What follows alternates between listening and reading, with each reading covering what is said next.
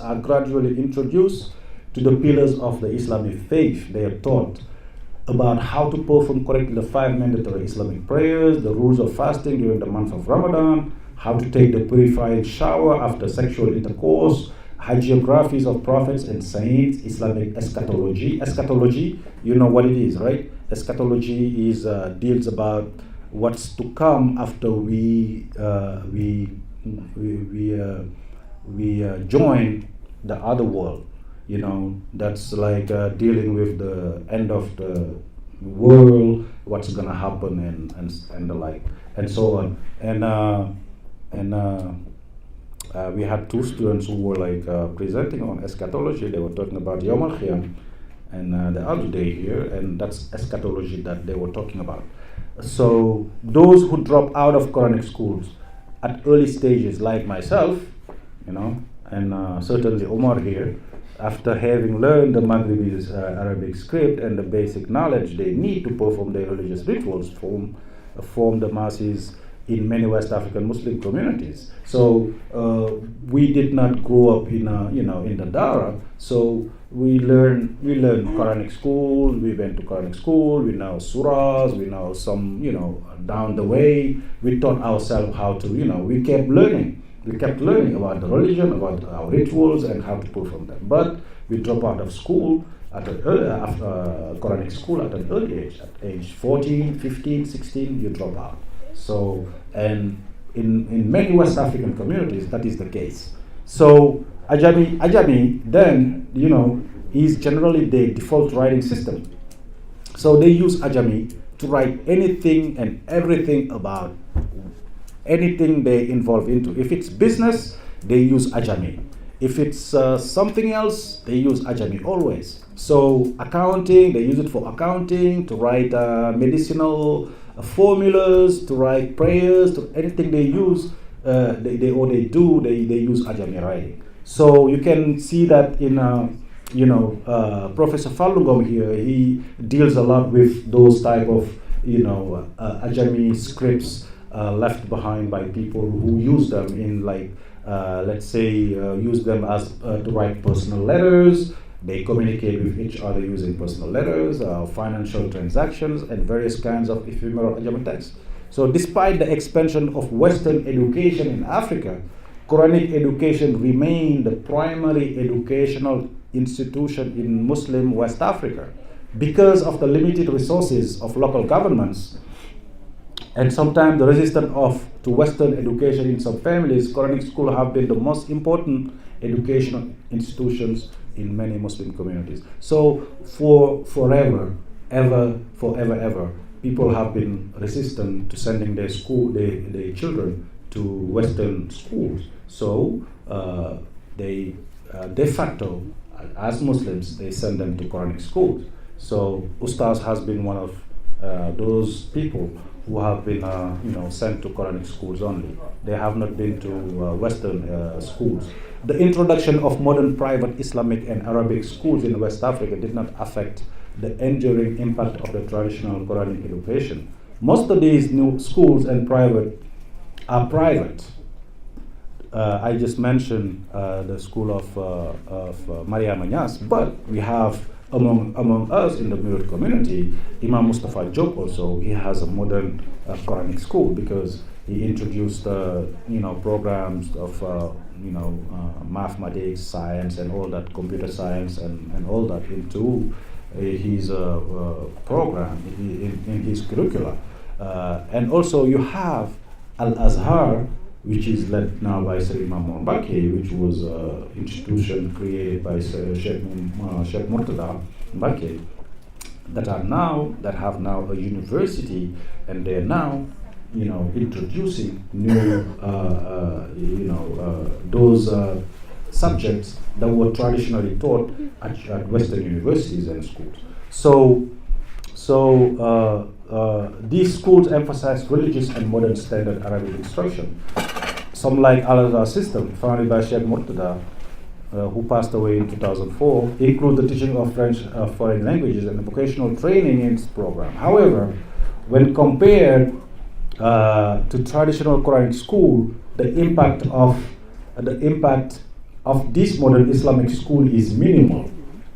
They educate a very small portion of Muslims in West Africa, partly because they are often private and require fees that many average Muslim families cannot afford. Sometimes, you have the issue of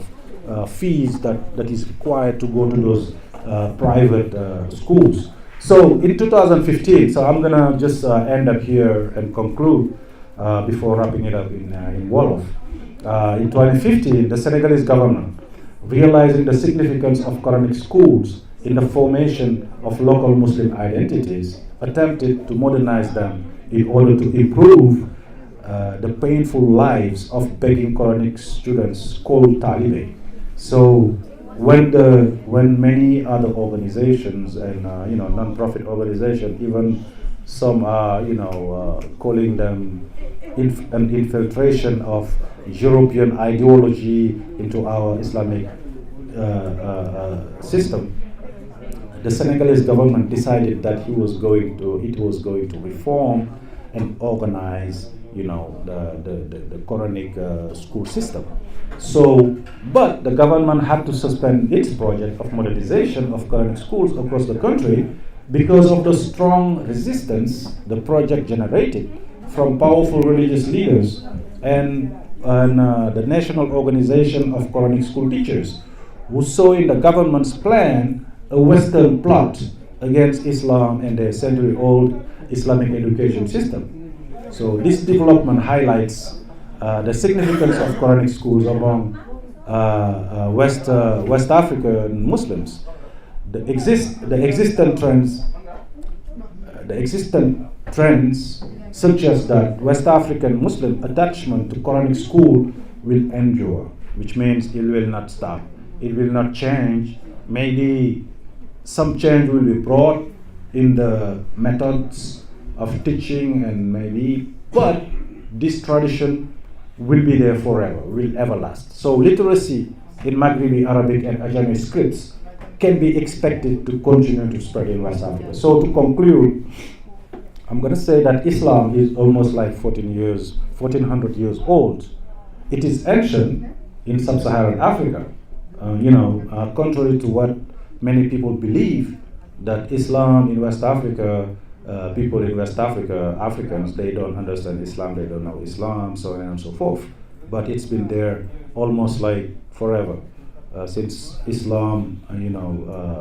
for the past 1400 years. It has been expressed in all sorts and forms. During my presentation, I explained the forms of expressions of the Quran and the methods used to convey and to teach those forms of expression to the communities inside the communities, Muslim communities. So most of its African practitioners, most of the Muslims have always thought of themselves as pious and correct in their practice. They have fashioned orthodoxies of their own, which means Africans Islamization of Africa. When that period passed, when Islam was spread in Africa, then the Africans, they Islamized, they Africanized Islam. So there is Islamization of Africa and Africanization of Islam. So which is what that you see in many of these socio-religious movements that sprung and that contributed to spreading Islam throughout the many regions of West Africa. So their stories are critical to an understanding of the variety as well as the aspiration for unity of the Islamic world, and serve as an antidote to many of the interpretations of September 11. So when September 11 came, you see how Muslims had to defend themselves against attacks of other people of other faith, like the Christians, especially Christian people. They were attacking Muslims right and left, even those who are not Muslims or even who didn't belong to the Muslim faith. For instance, they see you with a turban on your face or you grew a long beard, they will attack you, thinking that you're Muslim. That's misconception and misinterpretation about like Muslim communities and other communities that even share a common tradition with like Muslims, because Jewish and Christians and Muslims, They all come from one branch, which is Abrahamic, but still we have a problem, we have issues, we have misunderstanding about, sorting out all the differences we have and bringing and coming together from all the commonalities also that we share. So all these constitute cultural traditions that have much in common, like I was just saying, with, as well as much that is distinct from. We have differences, but we have a lot of commonalities. The trajectories of Western societies, we may sometimes have difficulties integrating or being able to fit our own understanding or our own practices or belief into a Western or modern or different world, but we still can manage to accept each other and share the common tradition and history that we have that is coming from Abraham, which is Abrahamic. As generally educated person prepared to function in the 21st century, that all this we should understand. So I'm going to leave it here and make a brief summary in Wolof before we proceed, okay? So before your questions, just hold your questions. We are coming there. I just want to make a brief resume, or 10 minutes maybe. Salaamaaleykum mbooloo mi. Maa ngi doon waxtaan léegi ci maanaam li nga xam ni xam-xam bi nga xam ni jullit yi bàyyi nañ ko seen ginnaaw. Nga xam ni lii débat la boo xam ni que dafa nekk ci ñi nga xam borom xam-xam yi nga xam ni sama classe gi nga xam dañu nekk ci di gëstu ci yooyu ak ñi nga xam ñoo nekk ci jàngukaay yu kawe yi fii nii ci Amérique surtout ak ay Europe daf ci am ñoo xam ni nag dañu jàpp ni maanaam bu ñuy wax xam-xam rek ma nga tàmbalee xam-xamu Afrique de l'Ouest, surtout Afrique noire, Afrique de l'Ouest ma nga tàmbalee ci bi tubaab bi ñëwee Afrique nga xam ni ñoom dañ koy oowee li ñuy wax librairie colonial library, ñoom noonu lañ ko tuddee. Léegi nag ñoo am seen ay yeneen moroomi jàngkat yu mel ni ñoom ñu nekk ci université yi nekk ñuy gëstu ñoom it ci loolu ñu leen tontu ne leen déet yéen waru leen wax librairie colonial ndax balaa tubaab bi di fi ñëw tubaab bi xam nañ kañ la fi ñëw ak nu mu fi ñëwee ak kañ la fi samp ay école balaa loolu yëpp di am na ñoo xam ni ñoom nekkoon nañ fi di jàng di ubbi ay alxuraan di ko jàngale ak xam-xam yi nga xam ni moom la islam ëndaale ak ay yeneen xam-xam yoo xam ne sax xeetoon nañ ko seen jàngu école yi xeetoon nañ ko doon naa leen fi léegi lu mel ne ay xam-xamu astronomie ay médecine même ay mécanique, parce que ku mel ne Cheikh Anta Diop ci téereem boobu mu tuddee Afrique noire précoloniale mi ngi ci wax école u Guédé bu sëñ Mbàkke Bousso, parce que moom ci boppam bi muy nekk ndaw moom waa Diourbel la moom waajuram magu murid la woon, donc moom bi muy nekk ndaw nekkoon na ci école boobu di jàng xamoon na lu fa am, donc moom gisoon na ni foofu sëñ Mbàkke Bousso nga xam ni moom dañu jàppoon ne boroom xam-xam bu mag la, savant la woon ci wàllu yu bëri, savant la woon moom da doon jàngale ay li ñuy oowee ay mécanique quantique nga xam ni xeetu xam-xam la boo xam ni boo demee ci jàngukaay yu kawe yi ñuy def mechanical engineering dañuy jàng loolu, wala ñuy def nuclear engineering ak yooyu dañuy jàng yooyu, te sëñ Mbàkke Bousso da ko doon jàngale. Cheikh Anta Diop moo ko bind wax ko. Léegi teg ci léegi débat boobu daanaka moom moo fi nekkoon ba nga xam ni jàpp nañ ne ñi nga xam dañoo jàng arab jàng ci école daara yeeg yooyu génn fa ñooñu jàppawuñ leen comme ay intellectuel, alors que ñooñu ñoo fi jiitu,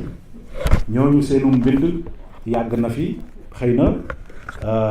dajalewul woon ko comme ni ñuy dajalee tey nii bibliothèque yu moderne yi ñu am def ay livres yooyu,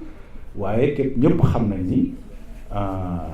yoonu murit par exemple bëri na yoo xam ni bindoon nañ ko ñu jiitu woon ñu àndoon ak sëñ bi doon bind di bàyyi, te ñu jiitu ñooñu sax te li ñuy wax bu ñu demee ba ci lu mel ni Tumbuktu wala lu mel ni Djenné ca Mali foofu amoon na ay borom xam-xam yoo xam ni que yàgg nañoo jaxasoo ak arab yi nga xam ne ñoo daan ñëw di jaayante ak di jëndante ak ñoom, ndax noonu la islam daanaka tasaaroo Afrique de l'Ouest. Donc ci loolu lañ doon wax. Après ñu joxe exemple maanaam kii nañu tam ñëwaatal nañu tuuti ci naka la ñuy jàngalee alxuraan ci Sénégal nga xam ni exemple yoonu murit lañ jël joxe ko nga xam ni moom mooy refléter aussi maanaam même système mu jàng boobu boo demoon ci beneen dëkk bu mel ni Guinée wala Gambie wala Mali wala Nigéria yooyu yëpp même système boobu nga fay fekk xëy na ak ay méthodes yu xaw a wuute tuuti mais même système bi la ñu doon jàngale donc indiwaatoon naa jàngale boobu wane phase yi nga xam ni mooy maanaam étape yi ngay jaar pour dem ba mën a mokkal alxuraan ba nekk xaafis ak nooy demee booy jàng xam-xam ak yooyu yëpp tam ñëwaatoon naa si pour wane rek ni maanaam Afrique nit ñi nga xam ni dañoo ñi nga xam ni ay jullit lañu di dund ci communauté jullit yi ñoom yàgg nañu tabax yi école yàgg nañu defar ay doomu aadama yàgg nañu leen def xam-xam ci ñoom yàgg nañu leen sol xam-xam te boobu xamaguñu sax fu tubaab bi nekk loolu laa doon jéem a wane ci sama présentation bi te tam di remercier tam ñi may doon déglu tam ñëpp ci internet bi ak ñi ngi doon suivre ak ñëpp ñu ngi leen di remercier te itam di ñaax ñuy continuer yu mel nii ndax yu mel ni daanañ ko fi def bu njëkk ci daara ji daal sax weer bu jot sax ñu invité waan kenn mu ñëw waxtaan waaye lii defe naa dinañu gën a soññ ñun ñëpp ak ñoom sëñ Omar ak ñun ak ñeneen ñun ñëpp ak yéen ñi gis naa leen tam maa ngi leen doon suivre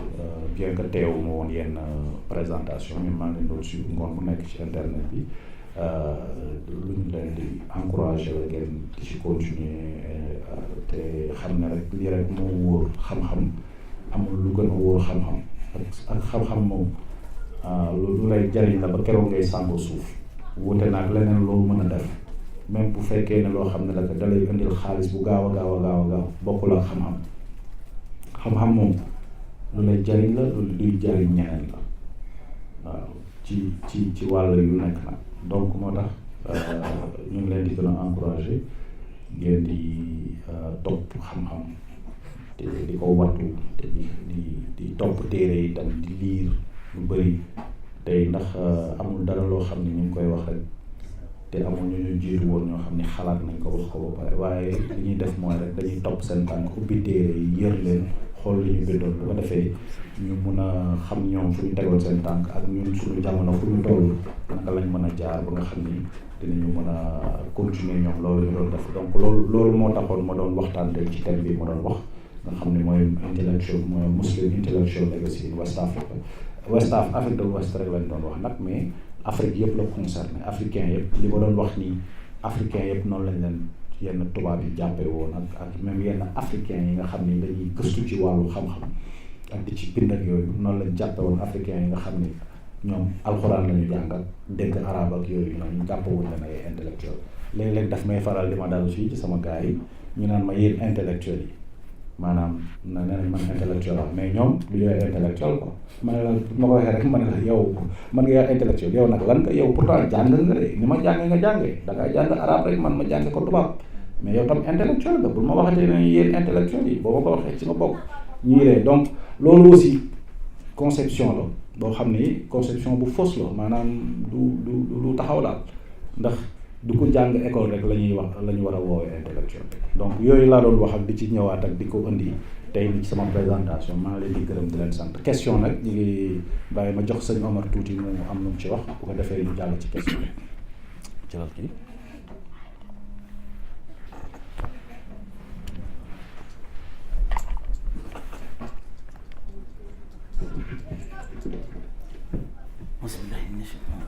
bismillahi rahmaani ko da nga koy téye asalaamaaleykum yéen waa daara ji yëpp maa ngi leen di nuyu di leen sant ci ku nekk ci turam ak santam di am mbégte loolu toog fii di partager li fi sëñ Djiby wax ndax macha allah xam-xam bi mate na ko sëkk te xanaa li ñuy jéem rek am na ci yokk tuuti waaye yaakaar naa mate na ko sëkk li wolof naan bu fi yemoon sax neex kon yaakaar naa mën nañ ko fay yemale dari nag wolof dafa ne sër lu mu jot mën nañ koo ñambaas damay dem rek ci fii sëñ Djiby am benn foo xam ne foofu la jeexale presque muy fi muy wax maanaam ci baatu la mooy baatu intellectuel ndax mën naa ne loolu sax mën nañ ko jàngat fii ci suñu biir bopp te loolu dafa nekk loo xam ne xëy na ni ñu formaté ni ñu kiyee suñu xel ni tubaab bi teg suñu xel jàppe ko noonu loolu moom moo ñu jàpp ba tax nañ ne yaakaar ne ku jàngul baatu tubaab te du ma ne su ma ne baatu tubaab ndax tubaab boo ne in general mooy lépp lu bokk ci western civilization mais ñun ni ñu jàppe tubaab mooy maanaam kuy làkk français dem na tey ba ko xool suñu doom yi ak suñu jarbaat yi ak ñi nekk ci réew mi ñëpp xam nañu anglais lañ jàng dégg nañu anglais macha allah ñoo ñi fi nekk juddoo fi nàmp ko ñoo ko yem ni ñu koy làkkee waaye tey bu ñu demoon Sénégal tey dama koy xool samay jarbaat bu ñu demee Sénégal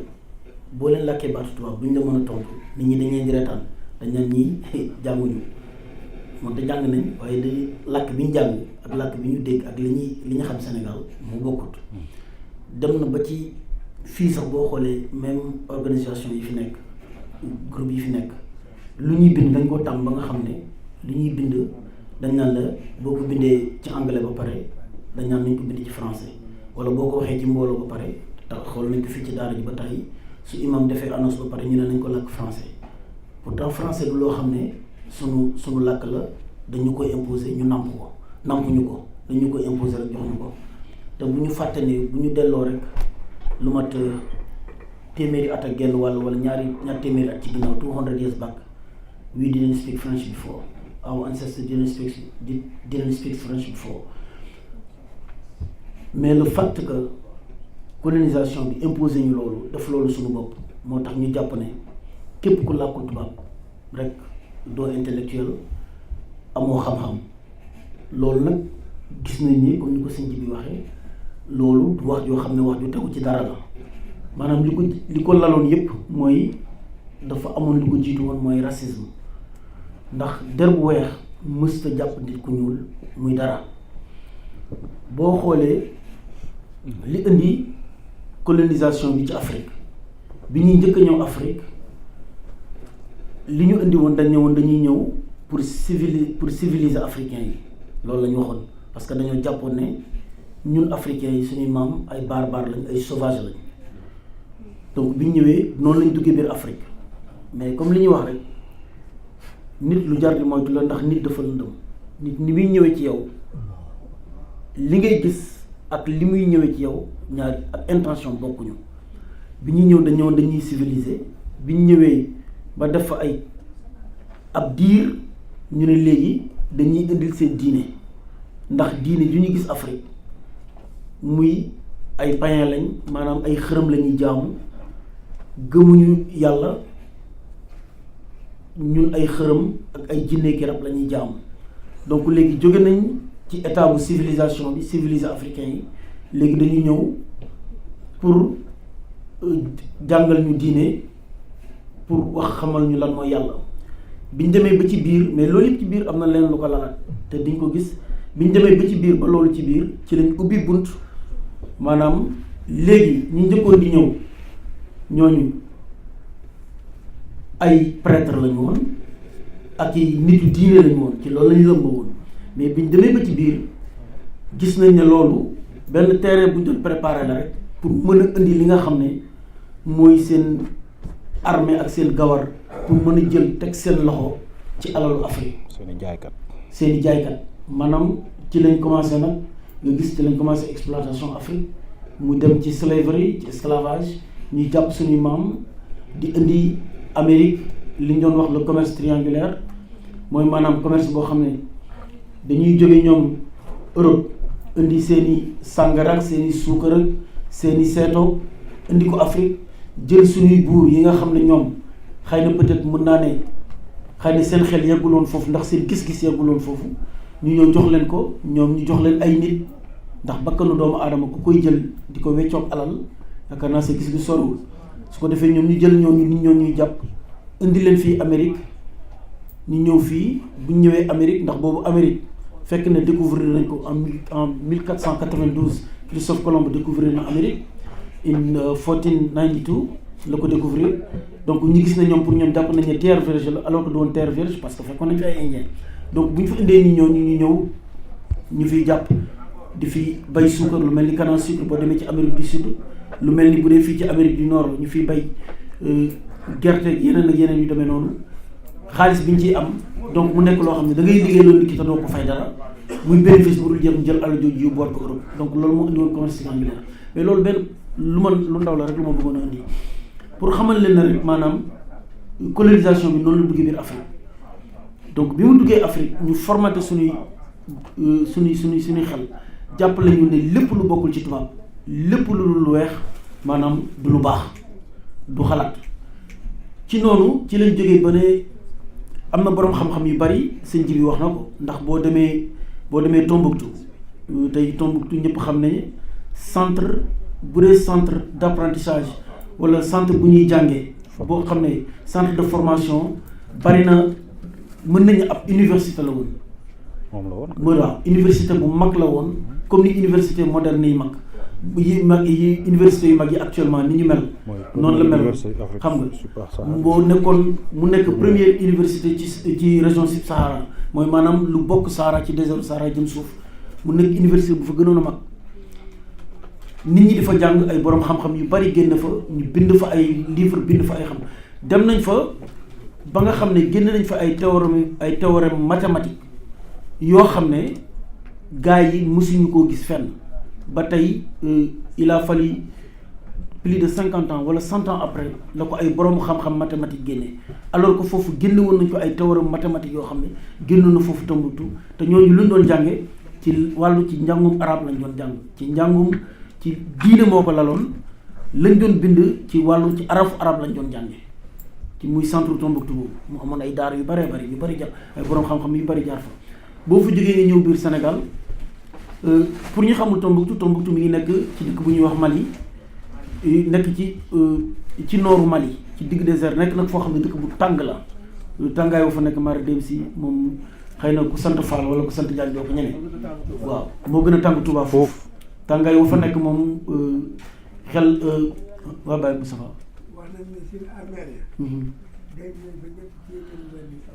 dëgg la waaw macha allah dégg ngeen loolu kon Baye Moussa wax na ko nee na ci armeeru cimetière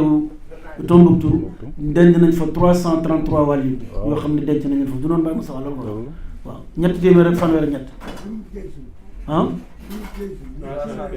313 waaw denc nañ fa 313 wàllu ci armeeru Tombouctou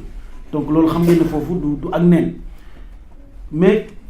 nga jógee Tombouctou ñëw ci fiir nga xam ne ñu fi lañ dëkk fi lañ cosaanoo muy Sénégal ñëpp xam nañ ni ko sëñ Djiby waxee jaruma ciy dellusiwaat en détail ay daaray Kokki daaray Pire daara yoo xam ne tey boo demee Fass Touré sëñ Abdou Touré mi ngi fii fa la jànge man dem naa fa am naa chance dem fa Fass Touré jaar fa donc nga dem nga jaar ci daara yoo nga xam ne Sénégal ay boo demee tar Ndar boo demee Ndar dëkk ñëpp xam ne dëkku diine la dëkku jàng ay daara fa yu jeex nga dem Louga dëkk maanaam mën nañoo wax nga dem Thiès dëkk yoo xam ne tey li fa nekk ci ay daara ci ay borom xam-xam te loo xam ne datewul rek ci da nga naan ci daaw la wala daaw jéeg loo xam ne biñ ko boo ci topp rek mën nga ay ëpp na téeméeri at bañ fondé daara yooyu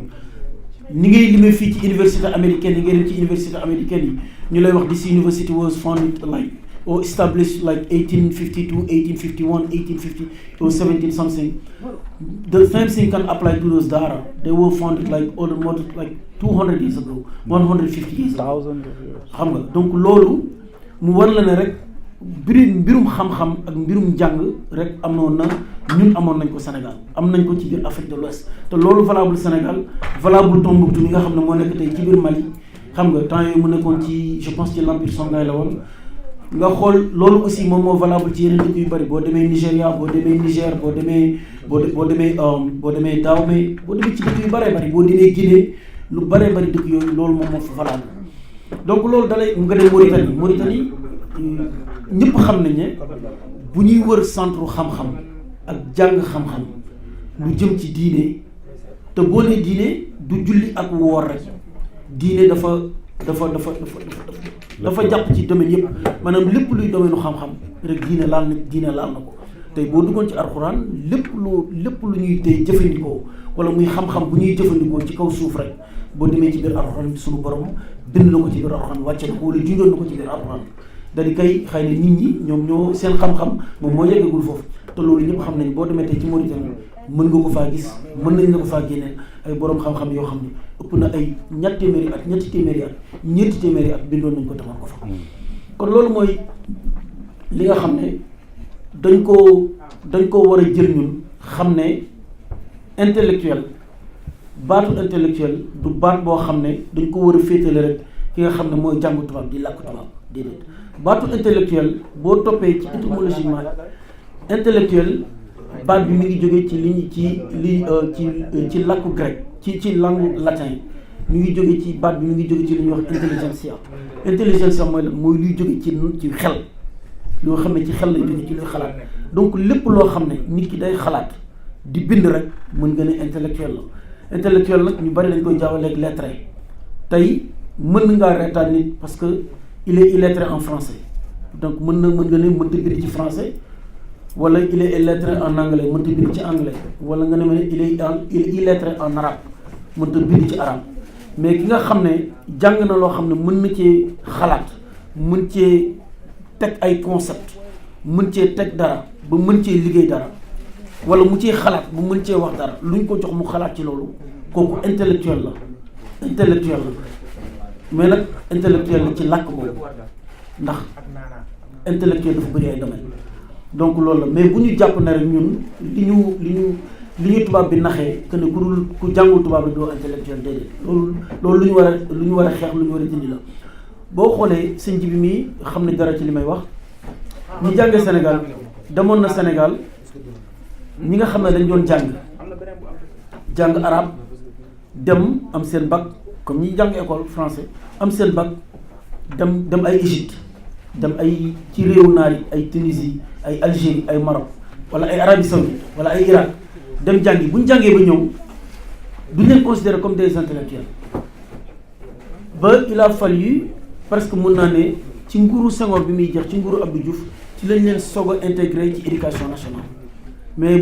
kenn considéré wu leen woon boo jàngee ba ñëw yow pour yow amoo xam-xam wala dara bi ñu demee ba xaw leen a considéré que as néew sax li ñu lay def jàngalekat ngay doon wala nga dem ñu yóbbu la ci ambassade yi wala dara ngay liggéey comme attaché wala comme conseiller wala nga nekk interprète wala dara ci consulat yi wala ci ambassade yu Sénégal yi nga xam ne ñoom ñoo basé ci pays arabe yi loolu rek moo nekkoon sa métier mais amoo beneen métier te ñu fàtte ne pourtant dëkk yooyu am nañ man j'ai connu xam naa koo xam ne xam naa ko man ak rakkam ñoo doon ànd ci moom laa njëkk a gisee un architecte parce que ñun dañoo jàppoon ne architecte rek mooy koo xam ne ci dëkk tubaab ngay jàngi ci moom laa gisee njëkk a gisee architecte boo xam ne ci pays arabe yi la jàngi Irak la jàngi mais terewul ba mu ñëwee Sénégal liggéeyul diplôme kenn may ko woon mu liggéey ko au Sénégal te pourtant architecte la comme ñi jàng français ñi ko jàngi France mais moom c'est que ci Irak la ko jàngee mais bi mu ñëwee liggéeyul ci domaine bi mun cee liggéey parce que ay diplôme moom Sénégal jigi Sénégal jamono yooyu nangoo ko woon accepté wu ko woon mais loolu mu nekk loo xam ne perte la boo xam ne li ci réew te loolu valable Sénégal moom moo valable ci réew yi nga xam ne yëpp dañoo jaar sous le joug du colon mooy réew yi nga xam ne yëpp dañ leen a coloniser woon lu ko dalee ci Sénégal Nigéria Mali Mauritanie Guinée Bénin Togo bépp réew boo xam ne Côte d'Ivoire bépp réew boo xam ne rek da nga nekkoon sous le joug du colon bi nga ñëwee say intellectuel li ngay tuddee say intellectuel bu ñu jàngul tubaab ak lu ñu mënti jàng xam-xam bu ñu mënti jàng moo xam médecine la moo xam lépp lu ñu mënti jàng rek tant que defuñu ko ci français pour yow waroo ko reconnaître moonte pour man jàpp naa ne nga faj nit docteur bi faj nit nga tiim nit di ko faj mais nekkul ci làkk bi xam-xam la booy jàng pour nga xam ne asamaan si ay biddiwa ci nekk nga xam que ne suuf si day wëndeelu di wër jant bi mais loolu jarul ngay jàng anglais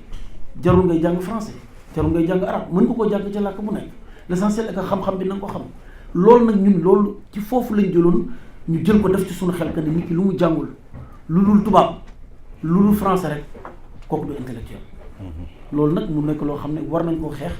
te ñii comme ni ko sëñ Djiby waxee ñu xam que ne loolu du lu dëgg ndax bari na ay borom xam-xam yu dul jeex Sénégal ak Afrique de l'Ouest mun naa ne ak Afrique d'une manière générale ñoo xam ne seen xam-xam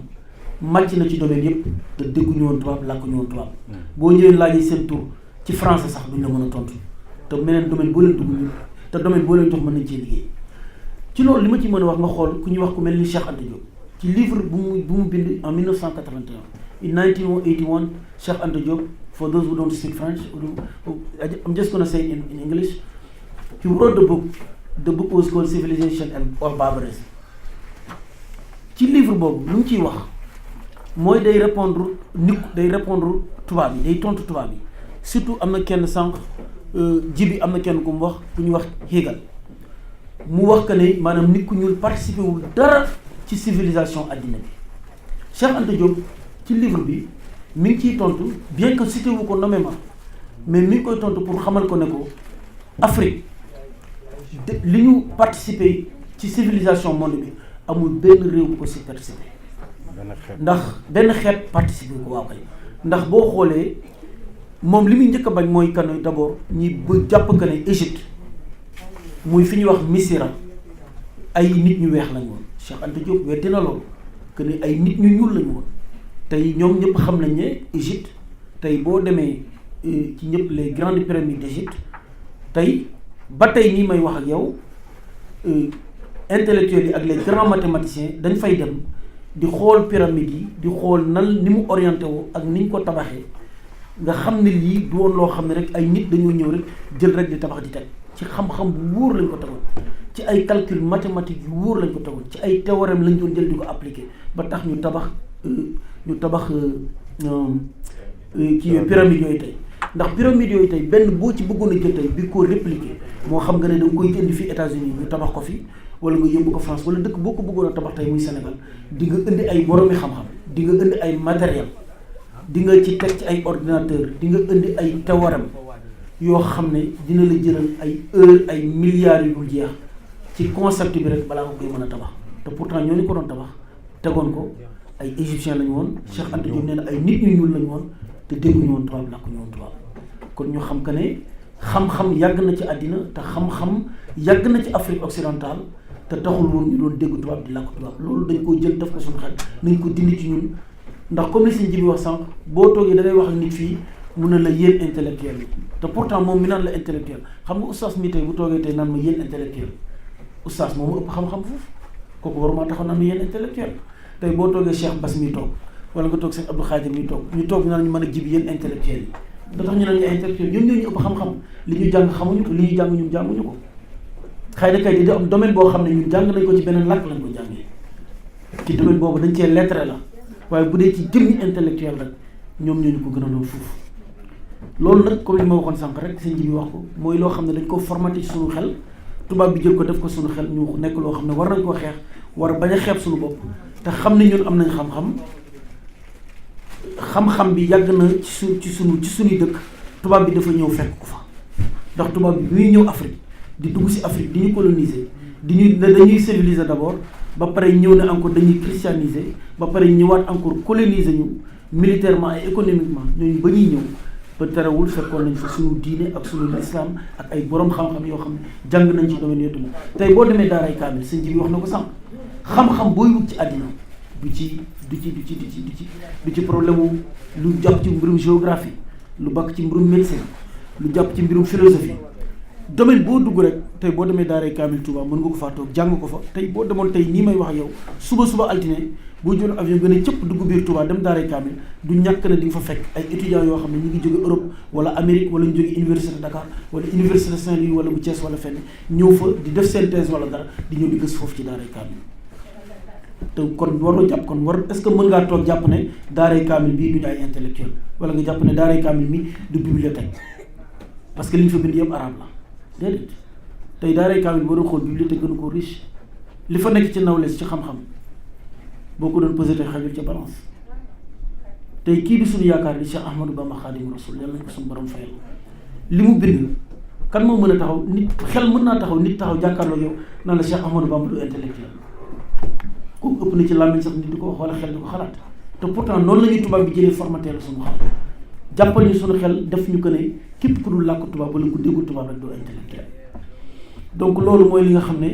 damay bañ a téye micro bi ndax parce que 7 heures et quelques ñu dem ci question sëñ Djiby wax na lépp ñu ubbi question yi rek lu ku bëgg a laaj ngeen laaj seen question jërë ngeen def maa ngi Djiby. Okay guys, thank you sëñ Omar. xam-xam bi ñu ko jox ak may ji ñu ma jox ko ci soxla naa ko dëgg la waaw ñoom ñooñu tudd naa leen fi léegi sax ñu ngi tudd noonu ñëpp bi may ci tudd naa leen ñoom sëñ Mbaye Jaxate ñoom sëñ Samba Diarra Ka sëñ Moussa sëñ Samba Diarra Mbaye ñoom sëñ Moussa Ka ñoom it li ñu doon wax léegi nii rek ñoom loolu ñoo ko gën a jëmmal te tam ñoom ñooñu sax seen wolof googu ñu doon question yes sorry I'll come back to that yes jox ko yeah sure hold on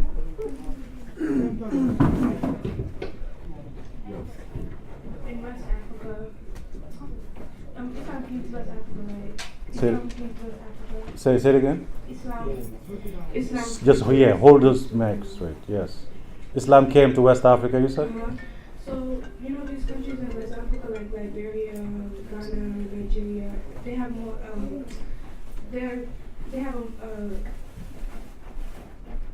a Christian majority. Mhm. So what's the reason for that? What's the reason for that? Okay, good question, good point.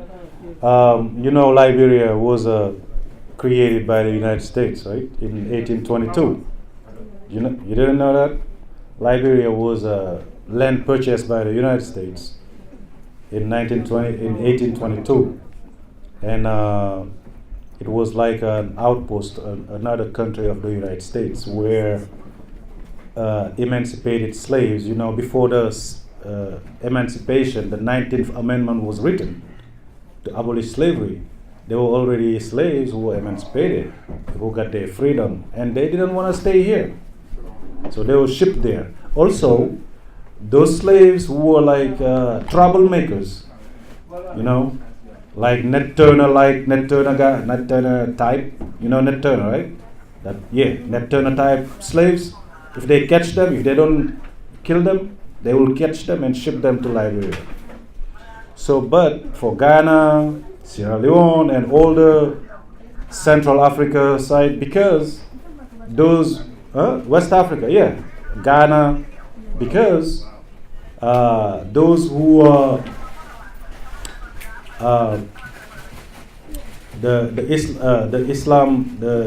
those who spread Islam. You missed my presentation the other day, but I gave some background about how Islam spread in Africa, from Senegal, the north of Senegal, Fouta, and came all the way down to the south, and there were caliphates. So it took like 200 years to 300 years maybe for Islam to spread all over Guinea, but not beyond that. You got Sierra Leone also, you got Muslims there, but you got less and less Muslims beyond that, because by the time most of those leaders were able maybe to spread Islam beyond to Ghana, Togo, Benin, colonization was here and was fighting them, those leaders who were spreading Islam, and also leaders of the secular world who were also fighting against them, resisting them. So that's one of the main reasons why Islam didn't spread as it is in Ghana or beyond Ghana compared to Senegal or Guinea. Just to add to what Djiby just said for that question, there is the other reason, because if you look at the map of Africa, Islam enters Africa from the northeast part, from Misra, actual Egypt. So it was mainly from the north that they were doing the commerce, what they call the trading between the Berber and the African people, the black African people. So basically, it was those countries were very difficult to reach in the early time of Islam, because geographically where they were situated, most of them are very deeply in the forest. They're a very forested country. You look at Nigeria. Only the northern part of Nigeria are Muslim until right now. Most of the Muslim part of Nigeria are North. But the south You go to Cameroon, the northern part are only Muslims. You go the southern part, they like in the Central Africa. You go to Ghana, it's part of Central Africa. You see, you go to, it's part of West and of Central Africa too. Congo, because when you look at the equator, they just right above the equator. You go into the Congo. Congo don't even talk about it. There are not many Muslims. They still have Muslims, but not that many. You look at Liberia, like he talk about it. Liberia was a country created in 1822 because to free the slaves. For those slaves emancipated, they shipped them back to Africa. So though they were really in their mind, it was nothing about religion. They were Christian. So they was mostly Christian. If you look at even Liberia, the name of Liberia, what is the name? It's Liberty. That's the country, the name. What is the name of the capital? Monrovia. What Monrovia come from? It's come from James Monroe, one of the presidents of the United States. Yeah, who created it? Who created. So that's the name of Liberia. You go to Sierra Leone, the same thing. Most of those African countries were deep in the forest. And below the sub-Saharan countries were very difficult for Islam to reach. That's only one of the reasons, and the other reason that Djiby. Thank you, Omar. Thank you. So geography also play a major role in that. Yeah, sure. Go ahead. Speak louder. You said that there are those who say that Africans are unintellectual people, right? Right? That's right. Okay, so and like intellectuality doesn't exactly mean intelligent. So like when they said that, did they mean like they're not smart or like they're not critical, like thinkers? Like what did they mean? All. So there were theories developed by Europeans when they wanted to justify subjugation of other people. If they want to dominate other people, they have to find justifications and pretexts and whatever reason they can find. So early on they developed theories, that black people, they're not intelligent, they're infantile, they're misguided, they can't, they have no logic, they have no spirit, they have anything because they live where they live geographically in beyond the desert of the Sahara. There can be no scientifically possible way of developing rationality, reasonable thinking, analytical thinking, critical thinking. All that didn't belong to black people. So that's what white people used to believe, and they still believe in that now. I was just talking about, like, even there are Africans who believe that. It's not only Europeans who believe that, but there are still Africans who believe that, especially Western educated, some Western educated Africans. They still believe that beyond what the colonization brought us, that they call the colonial library, where everything intelligent and smart and intellectual can be classified or categorized and used, where rationality has been deployed and the whole thing. Beside that, there is nothing else. So, which wasn't true, of course. That theory has been debunked because there was that Islamic library that flourished for centuries before even Europe entered into contact with Africa. So, to come back to your question, that's the whole thing. They put everything in there, when they say that. Yes? You want to add something? Okay, it's just... No, go ahead. No. Don't be shy. Yes. Okay, Bashir. After you, okay? So you mentioned Non, wax na ma Madi wax na ma après ci moom la ñuy ñëw. So you mentioned how Khadeem, the author of this book, Muslim Beyond the Arab World, mentioned like the steps in which children were being introduced into education. So the question is there a time frame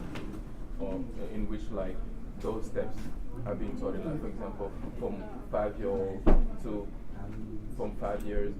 old to 10 years old, this is the step, and this and this and that. Is there? Did he mention something like that? Not really. No, he didn't. But of course, as we all know, you have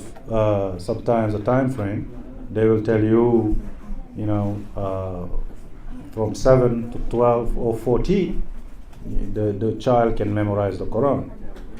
So in that we assume in that 7 years period or time frame, the child will enter Quranic school and assimilate all the steps,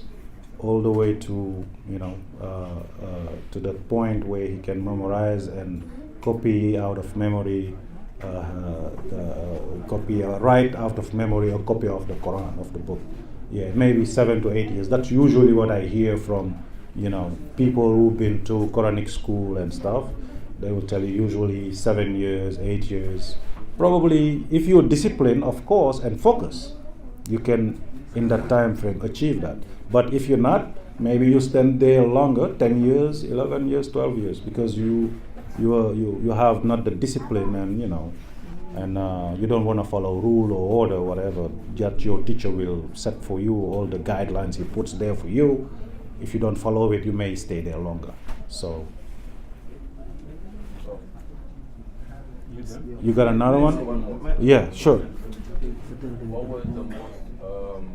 famous books that were taught Muwatta of Imam Malik. Yeah, that book is the most famous and long enduring book that's been out there. But there were like other translation also of Ibn Sina, of Ibn Rushd, Averroes and Avicenne. Those translations also were accessible to them, and of course of other Muslim scholars, African Muslim scholars, whose work was were very not always accessible, because it was very difficult back then. Books were very rare and very expensive. They were even sometimes more expensive than gold. So but those community has always strived to mine knowledge. Mine knowledge is searching knowledge, to keep it, preserve it, and transmit it. It has been that long tradition that led to the founding of these Muslim families in Senegal, like the Mourides and El Hadj Malik, Imam Maharam, El Hadj Malik, who even related families, because those families, they intermarried and then kept intact that Islamic tradition and faith of knowledge transmission, Quranic learning and teaching and spreading of Islam, of the word. So wow, say Bismillah. Alaikum salam. Yeah, that was a very interesting presentation. Thank you. From both of you. And yeah, I was like, that was a very interesting presentation from both of you, and everything was exquisitely explained very, very well, to be honest. And Djiby talked about so many concepts, and so Jerry also, he wonderfully explained also some historical, or the existence of some binaries Djiby was earlier talking about. And I just wanted to come about this. I don't know if this is going to be, and you can jump in with any, suggestion, but it might be a kind of comments. So I was just going to jump in, just to add up on what you were talking about, this, let's say, the existence of these binaries, regarding, African Islam somehow, with Robinson you talked about the Africanization of Islam and also the Islamization of Islam. Of Africa. Yes, it's Islamization of Africa basically. So, you will see that, that's binary opposition. Whenever they talk about is about you. Yeah. And that tendency has also to exclude African people. So, and in this topic you are explaining here, if I'm not wrong, the intellectual history of West African, right? Muslim intellectual heritage. Yeah, Muslim. So that's typically about West Africa. That's like nothing to do with let's say something Arabical, something like basically Arabic. That's beyond that. Absolutely. So so in that point, you come to Sheikh Musaka, for example, and other people you guys were referring to, Serigne Mor Kairé, Sheikh Musaka, Serigne Mbaye Diagne, and all those people. So what they were explaining is in regarding to the context. So the context, they were already in the face of colonialism and how to respond to those issues. So nowadays here you have so many socialists responding to issues here in the United States. So black people might be facing right now, or some other issues from any time. So that's like very interesting, and we'll tell you basically just to respond to her question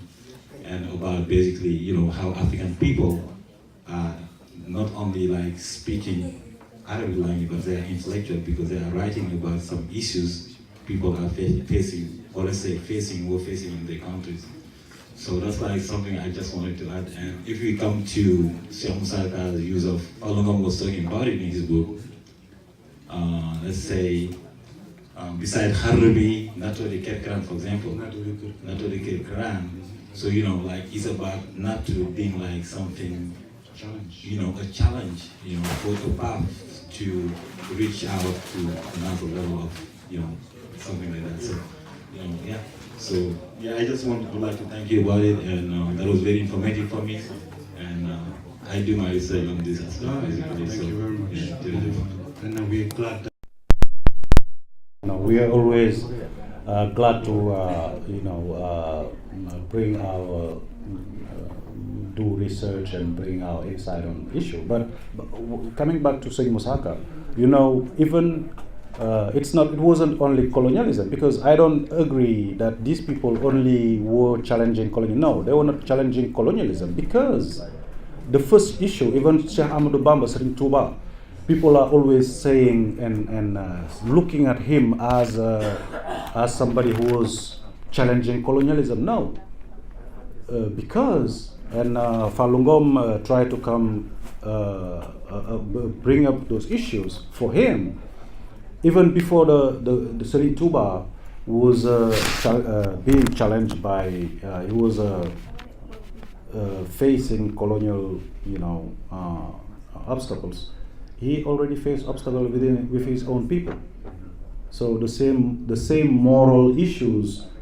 that led him to say no to the French people, he was dealing with that within his own people, with his own people. So the same thing, Serigne Mbaye Diagne, when he started using Wolof to write poetry and to write about issues of his time, the other people who had that complex of superiority of Arabs, they were criticizing him. Why are you using Wolof? Why are you using Wolof? Why are you not using Arabic to write the poems? He told them, mind you, there are a lot of people here who don't speak one word of Arabic. So why would you be trying to communicate with them using Arabic? Why don't you? They have some literacy in Arabic. They can read Arabic. But if you write your own language in Arabic, they can read it. So you can use that Arabic language, Arabic script, write your language, and use the knowledge you have, writing it in Wolof or whatever other language you use to communicate with the masses, so that whatever Serigne Touba wrote in Arabic, Serigne Mbaye Diagne knows it, or Serigne Musaka knows it, and they will sing it and write it in Wolof, and the other people will learn from it, and then it will be very useful. So they were like the intermediaries, the links between Serigne Touba and the masses of people who are illiterate. And he responded to those who were criticizing him, those who think that Arab is the only language that should be used to communicate when dealing with Islam or anything related to it. He told them, what was the word when Serigne Musaka was responding to them? The word was Arab ak Wolof ak waaw